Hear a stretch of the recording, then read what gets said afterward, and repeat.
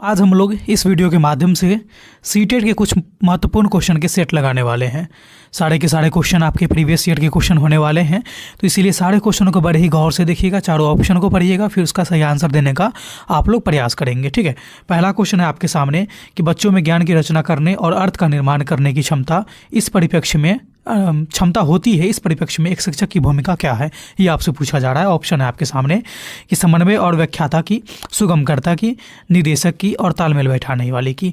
ठीक है, तो जब बच्चे को एक शिक्षक के तौर पे देखा जाए तो शिक्षक की सिर्फ भूमिका इतना होती है सहयोगकर्ता के रूप में। ठीक है, क्या होती है? सहयोगकर्ता के रूप में, सहयोगकर्ता के रूप में उनकी भूमिका होती है। वो राह को आसान बनाने का काम करते हैं। ठीक है, इसलिए ऑप्शन नंबर आपके सामने बी चला जाएगा, सुगमकर्ता की। दूसरे क्वेश्चन की तरफ बढ़ते हैं कि इनमें से कौन सी विशेषता प्रतिभाशाली बच्चों की नहीं है। ऑप्शन है उच्च आत्म क्षमता, ये बिल्कुल है। निम्न औसत से मानसिक क्रिया, ये नहीं है। और अंतर्दृष्टिपूर्ण समस्याओं का समाधान करना बिल्कुल है। और उच्चतर श्रेणी की मानसिक क्रियाएं, ये भी सही है। तो इन तीनों ऑप्शन सही हैं। जो नहीं है वही ऑप्शन आपसे पूछा जा रहा है और क्वेश्चन में नहीं लगा हुआ है, तो इस तरह से इसका आंसर आपके सामने बी हो जाएंगे। तो दोस्तों मैं आपको बता देना चाहता हूं कि सारे के सारे क्वेश्चन जो है ना 20 सितंबर 2015 के हुए एग्जाम से लिया है मैंने, और आपकी एग्जाम जो आने वाले सीटेट का है वो बहुत अच्छे ढंग से हो सके, इसलिए हम लोगों ने रोज़ प्रैक्टिस करना शुरू कर दिया है अपने इस यूट्यूब चैनल के माध्यम से। तो हमारे चैनल को सब्सक्राइब करके हमारे चैनल के साथ बने रहिएगा और अपने दोस्तों के भी शेयर भी कर दीजिएगा ताकि वो भी लाभान्वित हो सके। ठीक है, चलिए तीसरे क्वेश्चन की तरफ बढ़ते हैं कि कोहल वर्ग के सिद्धांत के पूर्व परंपरागत स्तर के अनुसार कोई नैतिक निर्णय लेते समय एक व्यक्ति निम्नलिखित में से किस तरफ प्रवृत्त होगा। ऑप्शन आपके सामने व्यक्तिगत आवश्यकताएं एवं इच्छा की तरफ, दूसरा व्यक्तिगत मूल्य की तरफ, पारिवारिक अपेक्षाएं की तरफ और अंतर्निहित सामाजिक दंड की तरफ। ठीक है, तो कोहल वर्ग के सिद्धांत के अनुसार जब बच्चे पूर्व परंपरागत स्तर के होते हैं ना, तो जब उनकी इच्छा होगी तभी वो अपनी इच्छा के अनुसार काम करेंगे, अपने आवश्यकता के अनुसार नैतिक निर्णय लेते हैं। ठीक है, इसलिए ऑप्शन नंबर आपके सामने ए हो जाएंगे सही। चौथा क्वेश्चन है आपके सामने कि शिक्षार्थियों यानी अधिगम कर्ताओं की व्यक्तिगत विभिन्नताओं के संदर्भ में एक शिक्षिका को क्या चाहिए। ऑप्शन आपके सामने निम्न गठनात्मक पद्धति के आधार पर समस्याओं का समाधान करना, काल्पनिक विधि एल्गोरिदम का अधिकतर उपयोग करना, याद रखने के लिए शिक्षार्थी को प्रेरित करना, और डी है विविध प्रकार की अधिगम परिस्थिति उपलब्ध कराना। ठीक है, तो देखिए जब भी बात आ जाएगी व्यक्तिगत विभिन्नता की, यानी कि अलग अलग बुद्धि लब्धि वाले बच्चे हों, अलग अलग बुद्धि क्षमता वाले बच्चे हों, अलग अलग पृष्ठभूमि से आने वाले बच्चे हों, तो उसके लिए हमेशा सही जो आंसर होगा ना वो है कि विविध प्रकार की शिक्षण अधिगम परिस्थिति उपलब्ध कराना, विभिन्न प्रकार के सहायक सामग्री का उपयोग करना, विभिन्न अवसर देना। ठीक है, ये सारी चीज़ें जो जिस भी ऑप्शन में रहेंगे वो आपके सही आंसर हो जाएंगे। तो इस तरह से आपके आंसर 4 का डी हो जाएंगे। आप लोग भी अपने कॉपी पे नोट डाउन करते चलिएगा कि आपके कितने में से कितने सही होते हैं, और लास्ट में कमेंट के माध्यम से आप हमें ज़रूर बता देंगे कि आपकी आज की जो ये सेशन प्रैक्टिस का जो है इसमें से आपके कितने सही हुए। और इस तरह के रोज़ प्रैक्टिस सेट करने के लिए आप हमारे चैनल के साथ बने रहिएगा। ठीक है, सब्सक्राइब करके जुड़े रहिएगा।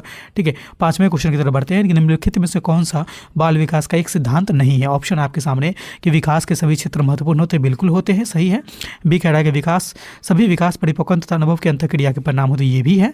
सी कह रहा है कि सभी विकास तथा अधिगम एक समान गति से आगे बढ़ते हैं, ये नहीं होगा। और डी कह रहा है कि सभी विकास एक क्रम में पालन करते हैं, ये होगा। देखिए एक समान गति से आगे नहीं बढ़ते हैं, बाकी के सारे सिद्धांत हैं विकास के। ठीक है, तो आपके सामने क्यों नहीं एक साथ बढ़ते हैं, क्योंकि किसी बच्चे में देखिए कि 11 साल का बच्चा है तो वो 5 फीट का हो जाता है, कोई 11 साल का बच्चा 4 ही फीट का रहता है, कोई 11 साल का बच्चा 5.5 फीट का हो जाता है। ठीक है, तो इस तरह से आप देखेंगे कि सबकी गति अलग अलग होती है, इसलिए ऑप्शन नंबर आपके सामने सी इसका राइट हो जाएगा। छठा क्वेश्चन है कि निम्नलिखित में से कौन सा आकलन करने का सर्वाधिक उपयुक्त तरीका है। ऑप्शन आपके सामने आकलन शिक्षण अधिगम में अंतर्निहित प्रक्रिया है। आकलन एक शैक्षिक सत्र में 2 बार होनी चाहिए। और सी कह रहा है कि आकलन शिक्षण के द्वारा नहीं बल्कि बाह्य एजेंसी के द्वारा कराया जाना चाहिए। और डी कह रहा है कि आकलन सत्र की समाप्ति भी करना चाहिए। ठीक है, देखिए सत्र की समाप्ति की बात करेंगे या बाह्य एजेंसी की बात करेंगे या सत्र में 2 बार 5 बार 10 बार की बात करेंगे, ये सारे के सारे क्या हो जाएंगे, निसफल हो जाएंगे। कहाँ पे? क्योंकि आकलन की जो प्रक्रिया है ना पढ़ाने के साथ साथ किए जाना चाहिए। ठीक है, कैसे मैं अभी आपको कुछ देर पहले बोला कि आपको इन सारे क्वेश्चन में से कितने सही होते हैं आप कॉपी में नोट डाउन भी करेंगे और लास्ट में कमेंट करेंगे। यानी मैं क्या जानना चाहता हूँ आपसे कि आपको पढ़ाई के साथ साथ कितना सही हो रहा है, यानी पढ़ने के साथ साथ आप कितने चीज़ों को सीख रहे हैं। ठीक है, तो पढ़ाई के साथ साथ जो आकलन होती है ना उसको बोलते हैं कि अधिगम में अंतर्निहित प्रक्रिया। ठीक है, इसीलिए और ये सबसे उपयुक्त है, इसलिए ऑप्शन नंबर आपके ए सही हो जाएंगे। ठीक है, 7वें क्वेश्चन की तरफ बढ़ते हैं कि निम्नलिखित में से कौन सा सृजनात्मकता से संबंधित है। ऑप्शन आपके साथ देखिए, पहले समझ लीजिए सृजनात्मकता क्या होती है। सृजनात्मकता का मतलब होता है कि नया चीज़ का खोज करना, नए नए चीज़ों का निर्माण करना, नए नए सोच को डेवलप करना। ठीक है, तो आपके सामने है अभिसारी, संवेगिक, अहवादी और अपसारी चिंतन। तो इसके लिए आपको एक एक ही चिंतन का नाम याद रखना है हमेशा के लिए, वो है अपसारी चिंतन। चूँकि मैं इतना डीप में नहीं जाऊँगा क्योंकि आपके सीटेट के एग्जाम बहुत जल्द होने वाले हैं, तो हम लोग एक रिवीजन के तौर पे और क्लास को स्टार्ट किया है, सीरीज को स्टार्ट किया है। इसमें फटाफट हम लोग सारे क्वेश्चन को करेंगे और आगे बढ़ते चले जाएंगे, ठीक है। तो अपसारी चिंतन हो जाएंगे जो सृजनात्मकता से संबंधित है, क्योंकि अपसारी चिंतन को out of the box thinking भी कहते हैं, ठीक है। Out of the box thinking के नाम से भी जाना जाता है। ये दोनों नाम आप याद रखेंगे। ऑप्शन नंबर आपके सामने क्या हो जाएंगे, डी हो जाएंगे सही। 8वां क्वेश्चन है कि बच्चों के बारे में निम्नलिखित कथनों में से किस कथन से वाइगोत्स्की सहमत होते हैं। ऑप्शन आपके सामने कि बच्चे तब सीखते हैं जब उनके लिए पुरस्कार दिया जाए, ये बाह्य प्रेरणा का काम करता है।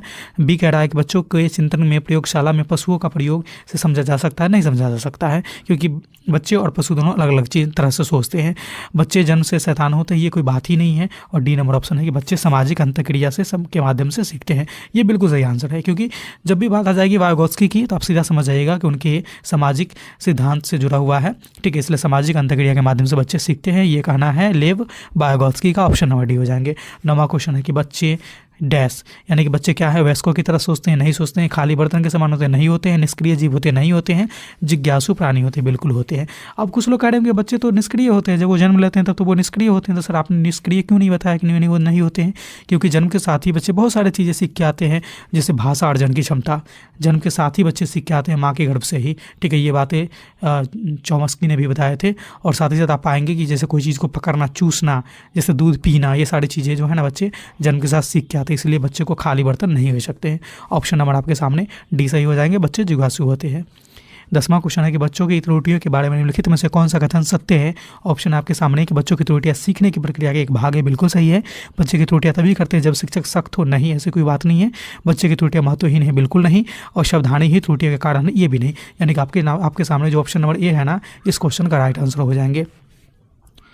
चलते हैं अगले क्वेश्चन की तरफ। 11वां क्वेश्चन है आपके सामने कि अध्यापक को यह सुनिश्चित करना चाहिए कि बच्चे के सभी शिक्षार्थी को अपने आप को स्वीकृत और सम्मानित समझे। इसके लिए शिक्षक को क्या करना चाहिए? वो वंचित पृष्ठभूमि के बच्चों को तिरस्कार करें? नहीं, कभी नहीं। उन शिक्षार्थियों का पता लगाएं जो अच्छे अंग्रेजी बोल सकते हो और संपन्न घरों से हो तथा उन्हें आदर्श रूप से प्रस्तुत करें, ये भी नहीं होगा सही ऑप्शन। सी कह रहा है 3 कह रहा है कि अपने शिक्षार्थी की सामाजिक और सांस्कृतिक पृष्ठभूमि की जानकारी प्राप्त करें और कक्षा में विविध मतों को प्रोत्साहित करें, ये सही हो सकता है। डी कह रहा है कि कड़े नियम बनाएं और जो बच्चों के पालन पोषण को दंडित करें, ये बिल्कुल नहीं है। तो इस तरह से आप देखेंगे कि आपके सामने ऑप्शन नंबर 3 जो है ना, ये सही ऑप्शन है। क्वेश्चन नंबर 11 के लिए यहाँ पर गलती से टिक लग गया है 2 में, तो 2 नहीं होगा, आप याद रखेंगे 3 होगा। 12वां क्वेश्चन है कि सुरेश सामान्य रूप से एक शांत कमरे में रहकर अकेले पढ़ना चाहता है, जबकि मदन एक समूह में अपने मित्रों के साथ पढ़ना चाहता है।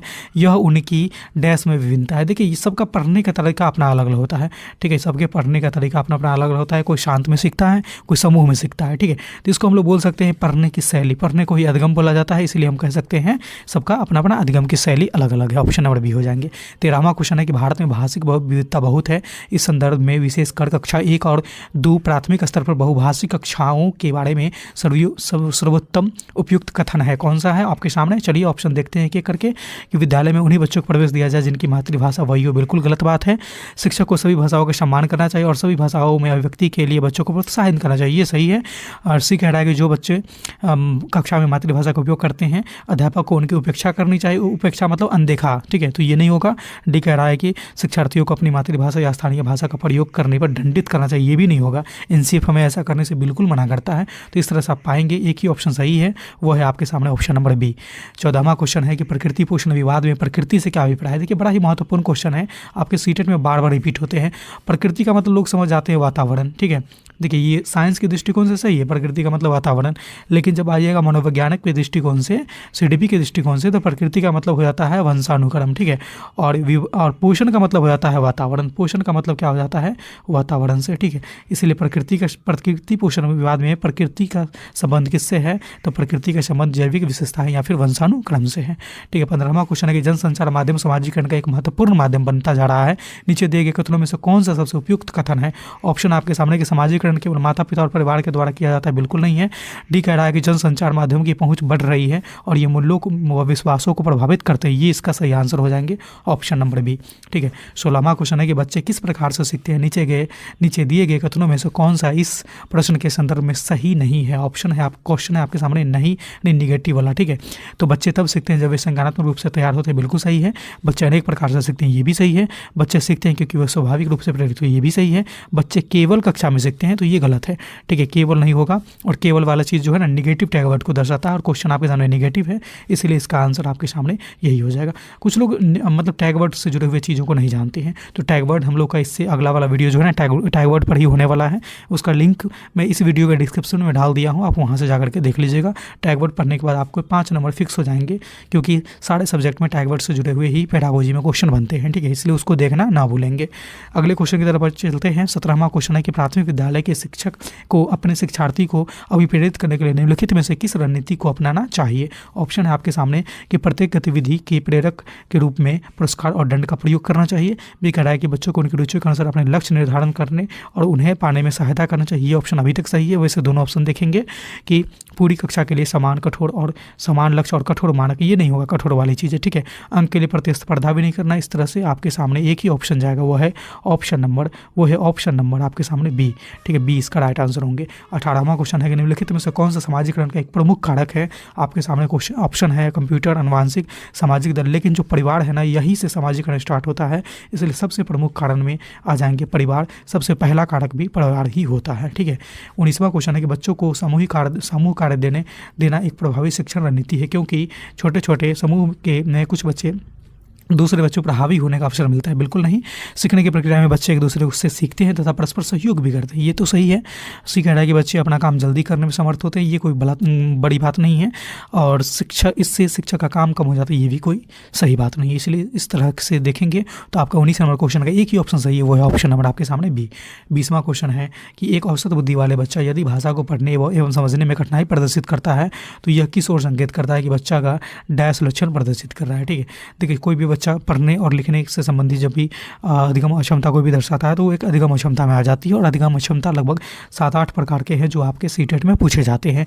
तो जब बच्चे पढ़ने में जिसको दिक्कत होगी, ठीक है, वो किस प्रकार के अधिगम अक्षमता होगी। तो जो बच्चे जब पढ़ने में जिसको दिक्कत होती है ना, ठीक है, पढ़ने में, उसको बोलते हैं पठन अक्षमता, उसको क्या बोलते हैं पठन अक्षमता, और इसका एक और नाम होता है डिसलेक्सिया, यानी कि ऑप्शन नंबर आपके सामने डी चले जाएंगे।